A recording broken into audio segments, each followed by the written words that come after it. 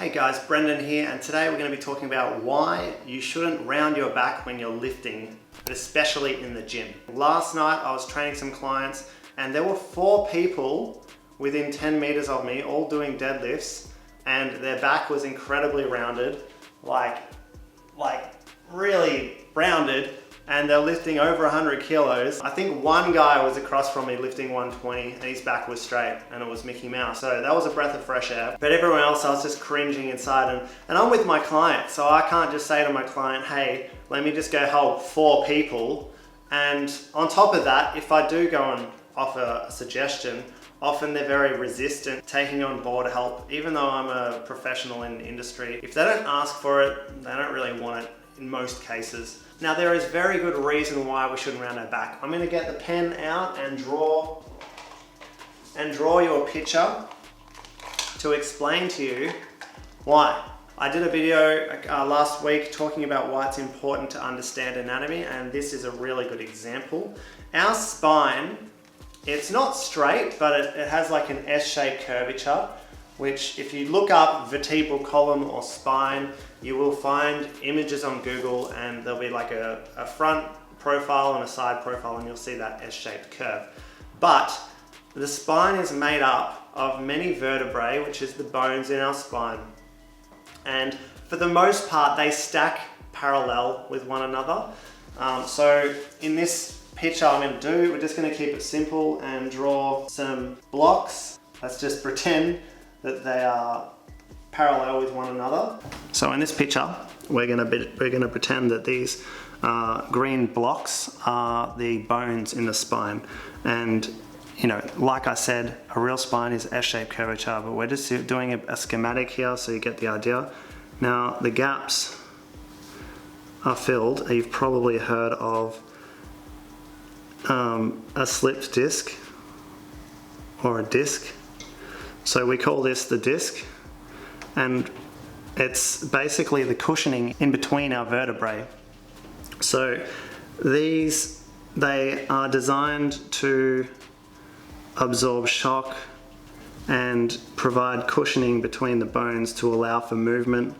And if they get inflamed, they can impinge on the nerves running down the spine or exiting the spine. But also, most importantly, if we round our backs, basically our whole spine, and if there's areas of our back where are more bent than others, that area is going to be a bit more focused. But to bend our spine, our spine is going to collectively, now this is a really aggressive bend at the spine, but it's just to illustrate the point. When we bend our spine, these blocks, or the vertebrae, they collectively move like that, which means that there's going to be more pressure and wear and tear on the inside here, and on the outside it needs to expand. We obviously have access to this movement, so it's not a huge problem to be doing it, but kind of like how our car has so many kilometers before something gives, our spine is similar. We do need to move regularly, but in a healthy way. But there's a man named Stuart McGill. Last I checked, he was one of the leaders in lower back pain and health and back management, all of that good stuff. He believes that the spine has X amount of flexions and extensions, so rounding and straightening, before something gives. Another thing is, when we're lifting, going back to my story of working last night and seeing over 4 people doing a deadlift where they're lifting a weight with a rounded spine, and the weight is well and truly heavy. 100 kilos is plenty of weight to be putting through the body. This weight has vertical compression. And we are pulling it up, but the weight is, pulling down on our arms and compressing the spine. So let me ask you this question. How do you get toothpaste out of the tube? You push it out, right? So think of this like toothpaste, and this compression is pushing down here, and there are forces going both directions, and that is going to make it want to go out the back. which in turn leads to increased risk factors. It doesn't guarantee you a back injury, but it certainly increases the risk of this rupturing.